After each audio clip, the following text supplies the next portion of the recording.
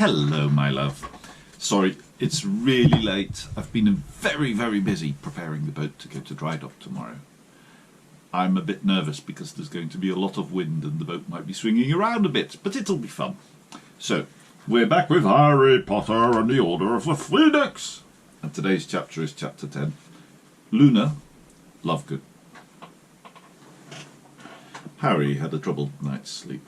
His parents wove in and out of his dreams, never speaking. Mrs. Weasley sobbed over Creature's dead body, watched by Ron and Hermione, who were wearing crowns. And yet again Harry found himself walking down a corridor ending in a locked door. He awoke abruptly, with his scar prickling, to find Ron already dressed and talking to him. "Better hurry up, Mum's going ballistic. She says we're going to miss the train." There was a lot of commotion in the house. From what he heard as he dressed at top speed, Harry gathered that Fred and George had bewitched their trunks to fly downstairs to save the bother of carrying them, with the result that they had hurled straight into Ginny and knocked her down 2 flights of stairs into the hall. Mrs. Black and Mrs. Weasley were both screaming at the top of their voices, "Could have done her a serious injury, you idiots! Filthy half-breeds, besmirching the house of my fathers!" Hermione came hurrying into the room looking flustered, just as Harry was putting on his trainers. Hedwig was swaying on her shoulder, and she was carrying a squirming Cruikshanks in her arms. "Mum and Dad just sent Hedwig back." The owl fluttered obligingly over and perched on top of her cage. "Are you ready yet?" "Nearly. Is Ginny all right?" Harry asked, shoving on his glasses. "Mrs. Weasley's patched her up," said Hermione. "But now Mad Eye is complaining that we can't leave unless Sturgis Podmore's here. Otherwise the guard will be one short." "Guard?" said Harry. "We have to go to King's Cross with the guard?" "You have to go to King's Cross with the guards," Hermione corrected him. "Why?" said Harry irritably. "I thought Voldemort was supposed to be lying low. Or are you telling me he's going to jump out from behind a dustbin to try and do me in?" "I don't know, it's just what Mad Eye says," said Hermione, distractedly, looking at her watch. "But if we don't leave soon, we're definitely going to miss the train." "Will you lot get down here now, please?" Mrs. Weasley bellowed, and Hermione jumped as though scalded and hurried out of the room. Harry seized Hedwig, stuffed her unceremoniously into her cage, and set off downstairs after Hermione, dragging his trunk. Mrs. Black's portrait was howling with rage, but nobody was bothering to close the curtains over her. All the noise in the hall was bound to rouse her again anyway. "Harry, you're to come with me and Tonks," shouted Mrs. Weasley, over the repeated screeches of "Mudbloods! Scum! Creatures of dirt!" "Leave your trunk and your owl. Alistair's going to deal with the luggage." "Oh, for heaven's sake, Sirius, Dumbledore said no!" A bear-like black dog had appeared at Harry's side as he was clambering over the various trunks cluttering the hall to get to Mrs. Weasley. "Oh, honestly," said Mrs. Weasley, despairing. "Well, on your own head be it." She wrenched open the front door and stepped out into the weak September sunlight. Harry and the dog followed her. The door slammed behind them, and Mrs. Black's screeches were cut off instantly. "Where's Tonks?" Harry said, looking around as they went down the stone steps of number 12, which vanished the moment they reached the pavement. "She's waiting for us just up there," said Mrs. Weasley stiffly, averting her eyes from the lolloping black dog beside Harry. An old woman greeted them on the corner. She had tightly curled hair and wore a purple hat shaped like a pork pie. "Watch your Harry," she said, winking. "Better hurry up, hadn't we, Molly?" she added, checking her watch. I know," moaned Mrs. Weasley, lengthening her strides. "But Mad Eye wanted to wait for Sturgis. If only Arthur could have got us cards from the Ministry again. But Fudge won't let him borrow so much as an empty ink bottle these days. How muggles can stand travelling without magic?" But the great black dog gave a joyful bark and gambolled around them, snapping at pigeons and chasing its own tail. Harry couldn't help laughing. Sirius had been trapped inside for a very long time. Mrs. Weasley pursed her lips in an almost Aunt Petunia-ish way. It took them 20 minutes to reach King's Cross on foot, and nothing more eventful happened during that time than Sirius scaring a couple of cats for Harry's entertainment. Once inside the station, they lingered casually beside the barrier between platforms 9 and 10 until the coast was clear. Then each of them leaned against it in turn and fell easily through onto the platform 9 3/4, where the Hogwarts Express stood belching sooty steam over a platform packed with departing students and their families. Harry inhaled the familiar smell and felt his spirit soar. He was really going back. "I hope the others make it in time," said Mrs. Weasley anxiously, staring behind her at the wrought iron arch spanning the platform through which new arrivals would come.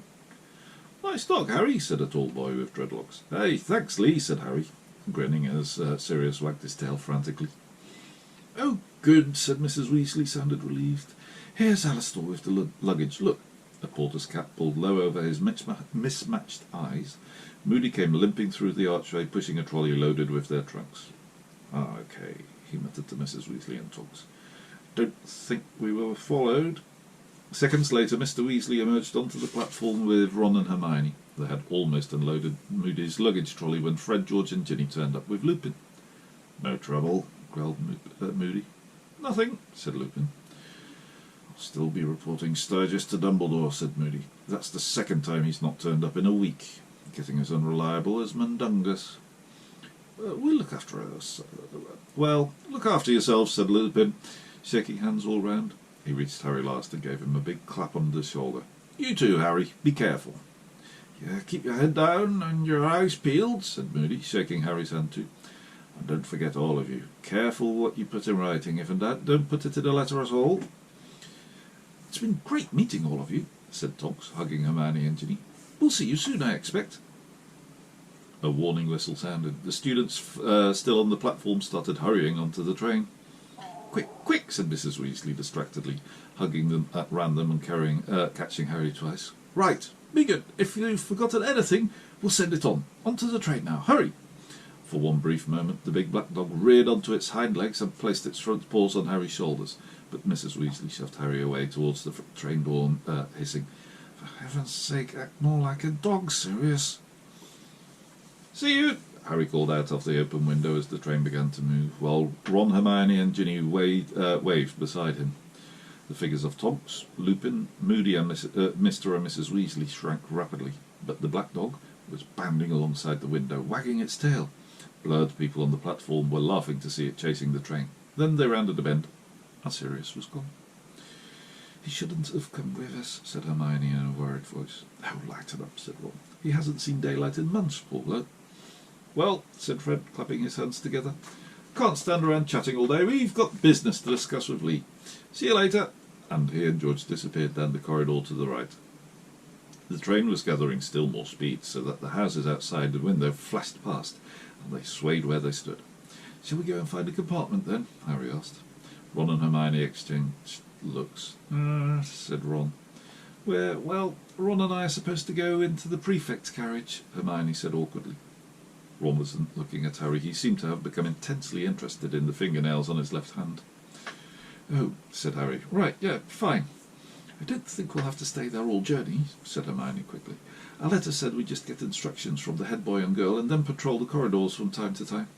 "Fine," said Harry again. "Well, I might see you later then." "Oh, yeah, definitely," said Ron, casting a shifty, anxious look at Harry.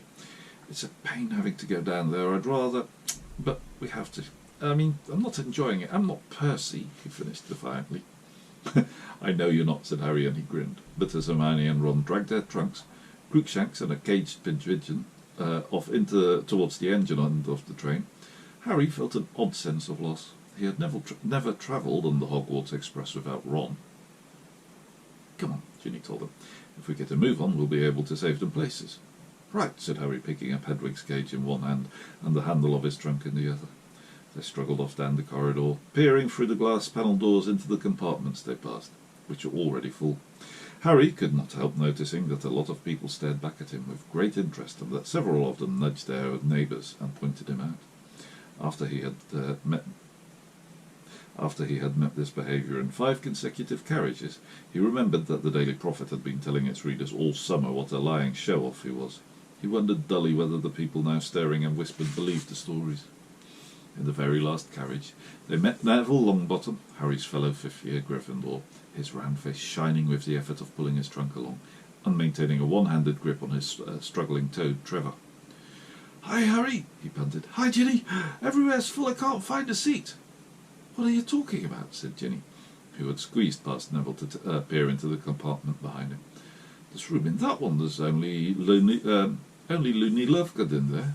Neville mumbled something about not wanting to disturb anyone. "Don't be silly," said Ginny, laughing. "She's all right." She slid the door open and pulled her trunk inside.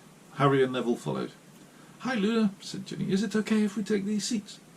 The girl beside the window looked up. She had straggly waist-length, dirty blonde hair, very pale eyebrows, and protuberant eyes that gave her a permanently surprised look. Harry knew at once why Neville had chosen to pass the compartment by. The girl gave off an aura of distinct dottiness. Perhaps it was the fact that she had stuck her wand behind her left ear for safekeeping, or that she had chosen to wear a necklace of butterbeer corks, or that she was reading a magazine upside down. Her eyes ranged over Neville and came to rest on Harry. She nodded. "Thanks," said Ginny, smiling at her. Harry and Neville stowed the 3 trunks and Hedwig's cage on the luggage rack and sat down. Luna watched them over the upside-down magazine, which was called The Quibbler. She did not seem to blink as much as normal humans.